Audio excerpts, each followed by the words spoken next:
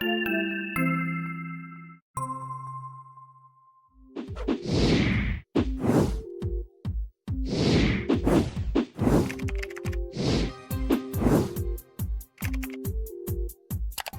we're going to talk about parenting. Now we've talked about parenting many times before, but we're going to present another idea, a new idea that's presented in Attitude magazine. It's a magazine specific, sort of designed for parents of children with ADD or ADHD. Right. And we're going to talk about how to change some of those behaviors Right. without losing your cool, without getting really frustrated, because we know that sometimes when we're parenting, we get really frustrated, and as soon as we start getting frustrated, the kids start getting frustrated, and then everything starts to escalate. And so we have to keep our cool so that we can parent without things escalating like that. Right. While this article is essentially devoted to parenting, I think, as I read it, I said, wow, these things apply to couples. Yeah. Okay. It would be, you could use the same principles when you're discussing things with a partner, with your spouse.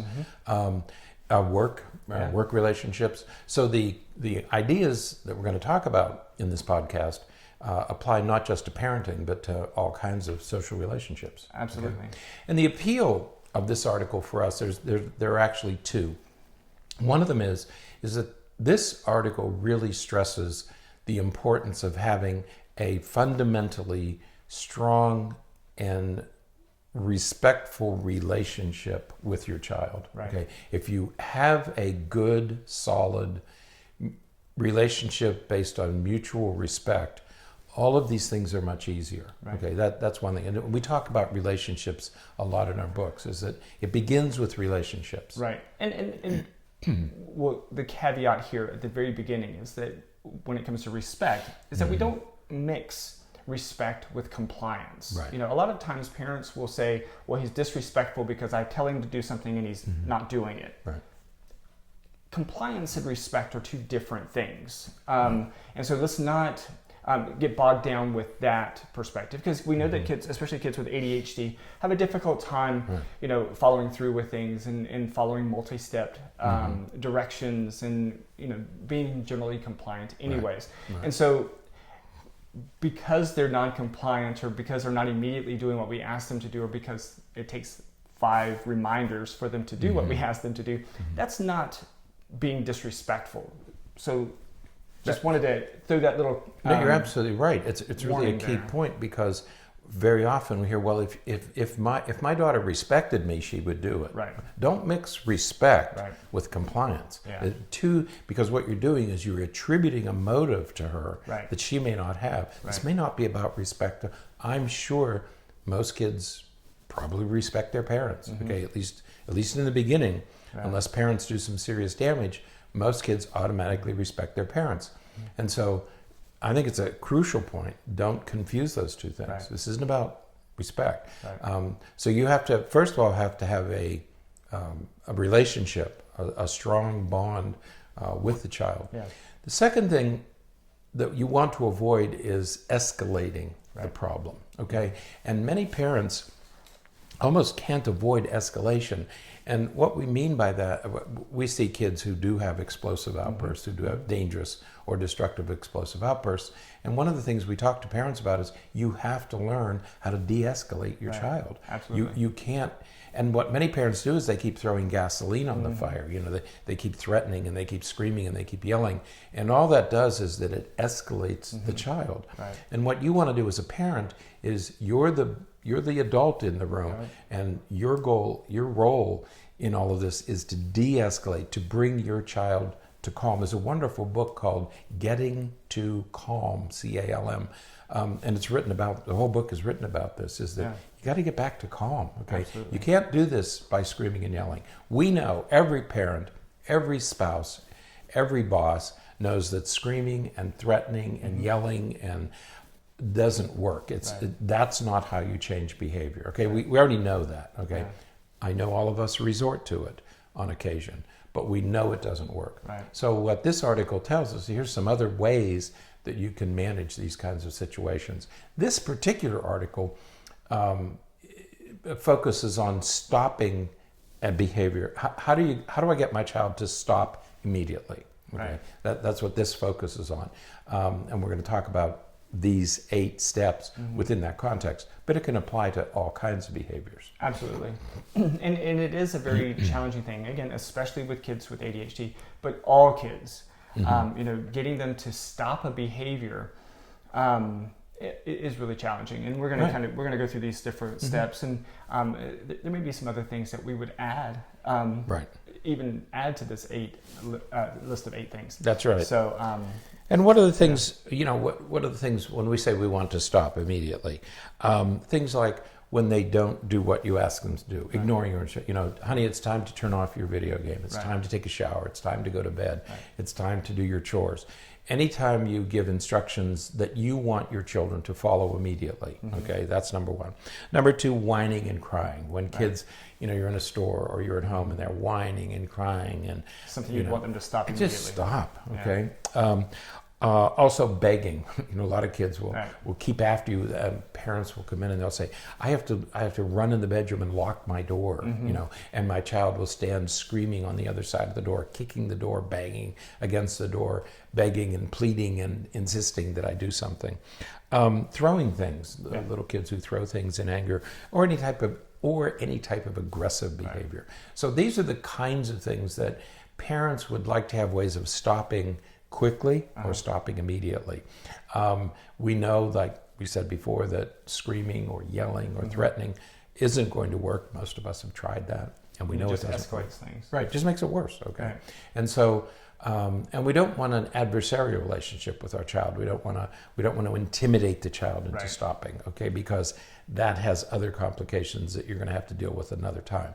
So how can you get these kinds of things to stop immediately? Right. Okay? So the first thing, number 1 on the list, is trying to keep it friendly. Keep it friendly. Yes. Yeah. A low, calm voice. Okay. If you are calm, I frequently say to parents, you want to bring the child where you are. If you're at calm, you want to bring the child to where you are, not let the child bring you to where the child is. The child is already elevated, aroused. The behavior's already escalated. You don't want to go there. You want to bring the child to where you are. And the easiest way to do that is use a soft, calm voice, okay? Because what that does is that attracts the child to you. It allows the child to match you. Right. Okay? If you're screaming, I can tell you what your child is going to do. Absolutely. It's going to scream back. If you're calm, your child is more likely to be calm. Absolutely. And that kind of leads us a little bit into the next one, which is finding something to praise, finding something good that they're doing, something that you like that they're doing, but find something, some kind of positivity to shift the attention. I remember when we wrote our book. Remember the story you wrote about the kid who spilled something on the carpet, and you told the parent, and that was an actual family that was right. 5-to-1 rule. Right, and this kid spilled something on the carpet, and you pointed out to the parents, well, he did this, and he did this, and he did, and you kept this long list of, look at all the things he did right. Okay, but you focus on the spill. He did one thing wrong, which was to take his drink into the living room, where he wasn't supposed to take it. But he did so many right things before and after that that it's we lose sight of those things. And but if we attend to those, it's a little bit easier to shift and address the negative behavior without it being the sole focus of everything. Right.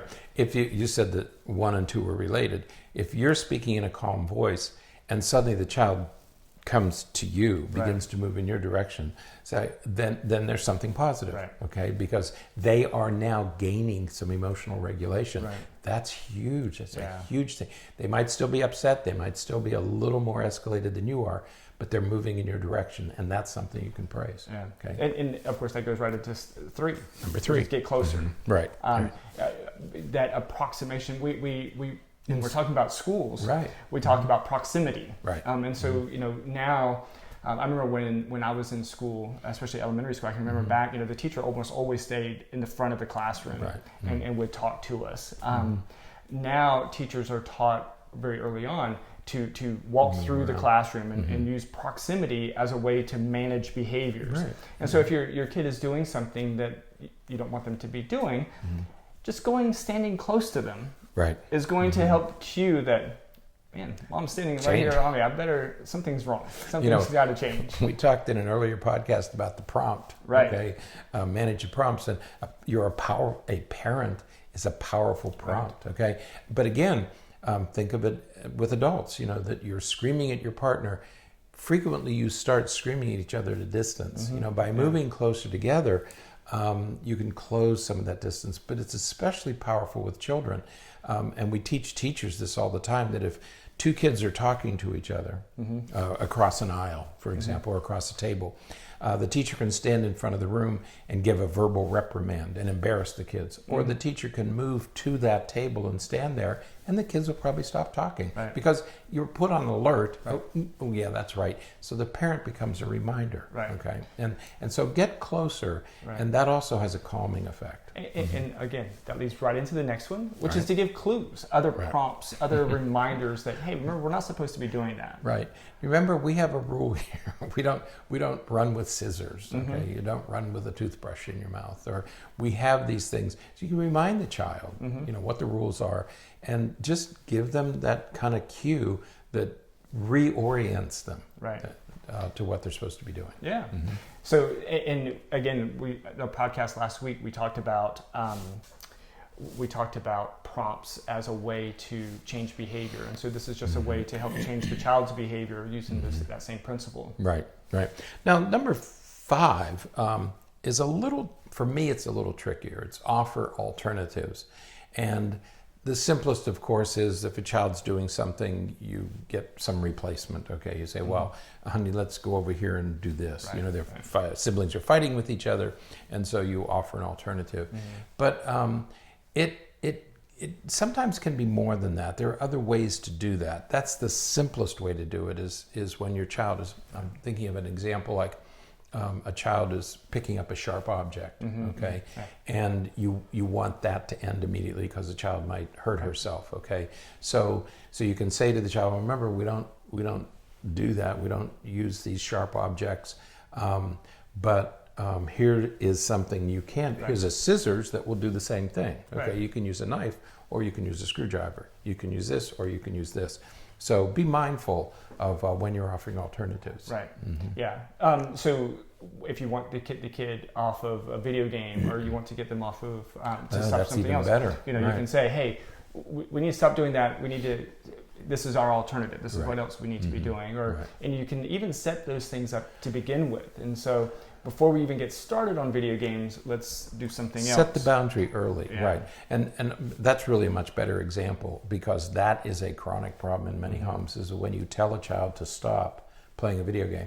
Because if parents don't play video games, they don't realize how catastrophic it can be to stop a video game in the middle of the game. Right. Okay. That's something we're going to have to work on. We'll talk about it in other podcasts. But the kids are right. They're right. They're just about ready to complete the game, and then it has to stop. Right. And that means they're going to have to go back in another time and start all over again, cover the same territory. So of course they're going to be angry.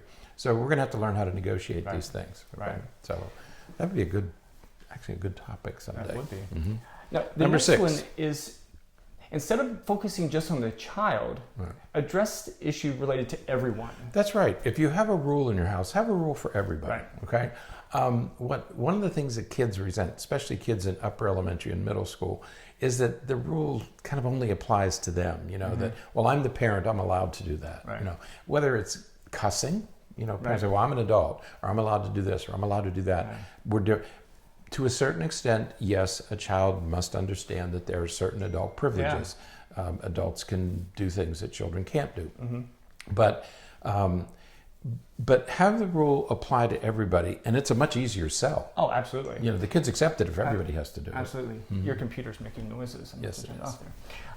So, and we see this too with diet. Parents will say, will be fine. I can eat junk food. I'm not the one that needs to worry about junk food. Well, if you're eating junk food, your kid's going to want to eat junk food, and so you have to make it a rule for everyone. I've had parents say that. We had a program years ago, managing kids' food intake, and the parents would say, well, I'm not going to sacrifice that. I don't have a weight problem. I'm not going to sacrifice. No, it's much, much easier if the rule applies to everybody. Absolutely. Nobody in your house should be eating ice cream every night. Nobody in your house should be eating sugary snacks. So if you're going to have a rule for the kids, if they can't eat after dinner, then, if they have to finish their, make sure the rule applies to everybody. Absolutely. Okay? It has to be there for everyone. So. Right. And number 7, of course, is empathy. Yeah. Show that you get it. Show that you understand. Go back to the example of the video game. Yeah. The kid says, "No, Mom, I just need 5 more minutes." I get it. I understand. Okay, we'll give you 5 more minutes, and then we'll stop. I understand your needs. I understand your wishes. I understand that you're totally engaged in this thing right now. And I can be flexible. Right. Okay. And an easy way to kind of pull some of these different ones together, because I know what a lot of you parents are thinking about with that example, which is a great example. But I know what you're thinking. You're thinking, I'll give them 5 minutes, but then at the end of 5 minutes, I'll go back and they'll say, oh, I just need 5 more minutes. Right. Or they started a new campaign or something like that. An easy way to address that is it's 5 minutes. I know we all are very busy. We all have a lot to do, but you can sit there for 5 minutes and say, you know what? I'll give you 5 minutes. Let's finish this last one. But you know what? Let me watch while you're playing. So when the campaign ends. When they're done with that round. And you can say, oh, great job. All right, so let's go ahead and turn it off. Right. There's your prompt. There's your proximity. There's your empathy. All of that stuff is connected there together to end the behavior, and it costs you 5 minutes. And the mistake that most of us make, which we talked about earlier, is you mix respect. You throw in respect, and it just gums everything all up. Yeah. It's not about respect. What we want as parents is immediate responses. Okay. Right. We want immediate compliance. Compliance. And we say, time to stop your video game, and bang, it should be over. And we want them to be, not only do we want them to do it immediately, we want them to be happy about doing it. And we want them to be pleasant. Right. We want them to respect. Oh, yes, ma'am. I will turn it off immediately. Of course, Mother. I will be happy to. Right. It doesn't work that way. It doesn't work that way. And so be a little flexible, understand. But I love your idea of sit there while you watch the end of the game. Mm-hmm. Yeah, great idea. Yeah. Right. Let me see what's so intriguing about this what game. is this thing? That's what I would have to do But kids love it when we're interested in their stuff anyways. They want us to be there. They would prefer us. How many times has your kid asked you to watch them play? Right. After a while of refusing to sit down and watch them play, they'll stop asking. But oftentimes they will ask when they're first starting a new game or something. That's right. And by sitting down with them for that last 4 or 5 or 6 minutes,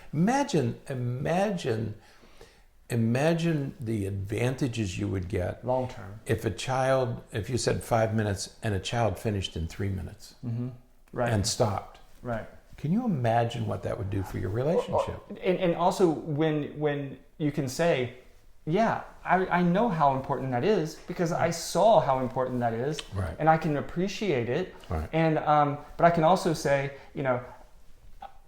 I know, but remember last time this is what happened, and so we can change it this way or we can adjust it that way. So you're getting a lot of credit, street cred. You build up a lot of credit with your kid.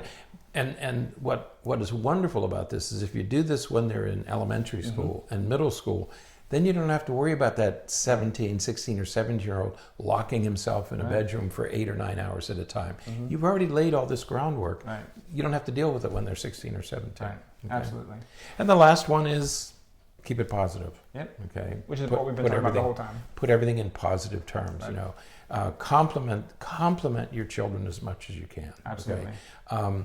It's easy to be critical. I told a story a few weeks ago on one of these podcasts about my grandson who had this little 10-minute snit, or 15-minute snit, and his parents were all concerned and they were embarrassed. I said, wait a minute. This 5-year-old boy did everything he was asked to do for 23 hours and 45 minutes. He had a 15-minute snit, okay? What about the 23, 45? That also has to count. And you remind parents of that. Most kids are behaving most of the time, okay? So don't get hung up on, and please, as Dr. Berney said, don't throw respect into this mix. Right. This isn't about respect. Absolutely. Finishing a video game is not about parental respect. Absolutely. Okay, so don't mix those two. Absolutely not. So, or gratitude. You had to bring that up. That's a different podcast also. So, all right. So again, the link to the article is in the show notes. Take a look at it. It's a nice article. So it is. Lots of ideas. So, all right. That is it for today. Until next time, stay happy, stay healthy, and forget to be afraid.